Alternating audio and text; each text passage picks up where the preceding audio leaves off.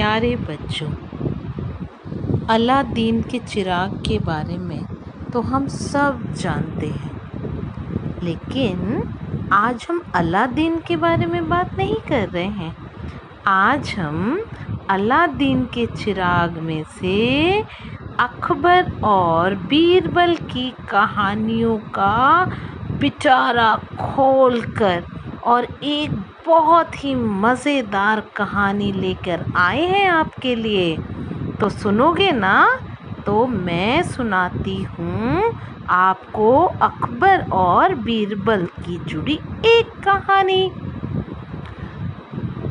जहाँ पना अकबर के दरबार में बहुत सारे लोग रोज़ नित नए नए समस्याओं को लेकर आते थे। कई बार अकबर उससे परेशान भी हो जाते थे, लेकिन आप सब जानते हो कि उनका मददगार कौन था? वाह, सही पहचाना, बीरबल।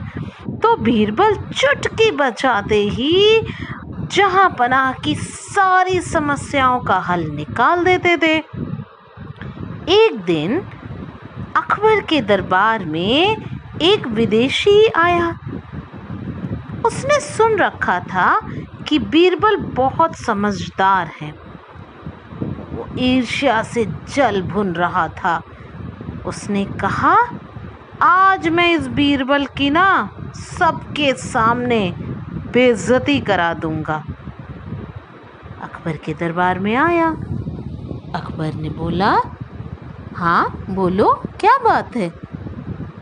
अकबर जहाँ पनाह की जय हो। अकबर ने कहा, हाँ बात बताओ, क्या है?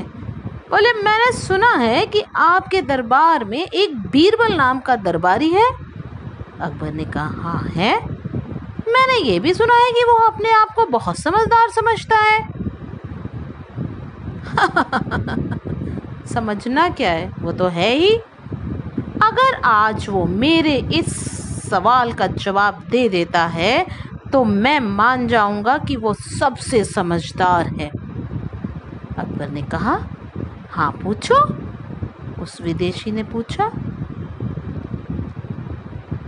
इस दुनिया का केंद्र बिंदु क्या है? कहाँ पर इस दुनिया का केंद्र है? सब सुन के चकरा गए। सारे दरबारी आश्चर्य से एक दूसरे का मुंह देखने लगे। अरे बाप रे, इतनी बड़ी दुनिया का केंद्र बिंदु! गए बीरबल अब तो काम से। इस सवाल का जवाब तो बीरबल दे ही नहीं सकते हैं। सब मन ही मन ये सोच रहे थे।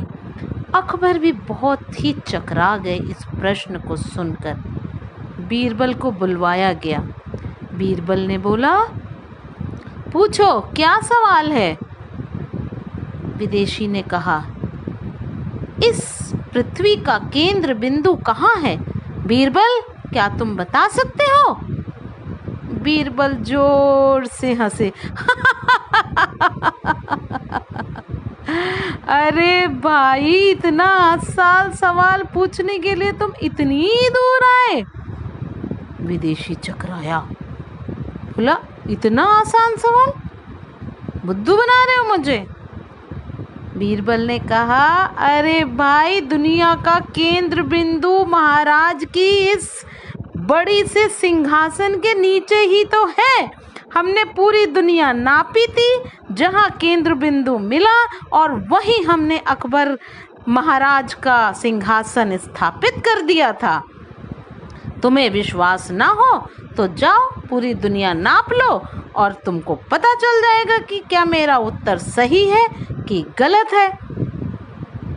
सारे दरबारी अकबर बादशाह के साथ जोर जोर से हंसने लगे और वो विदेशी जो बीरबल को नीचा दिखाने आया था, अपना सिर खुजाते हुए, अपनी गलती की क्षमा मांगते हुए अकबर बादशाह के दरबार से सिर झुकाकर बाहर चला गया। तो बच्चों, इस कहानी से हमें क्या शिक्षा मिलती है? कि यदि हम सूझबूझ से, बुद्धिमानी से चतुराई से किसी भी समस्या को निपटाने का प्रयास करें तो बड़े से बड़े दुश्मन को भी हम पटखनी या मात दे सकते हैं। अब जोर से ताली बजाओ, बताओ कैसी लगी ये कहानी। वाह वाह वाह वाह वाह वाह।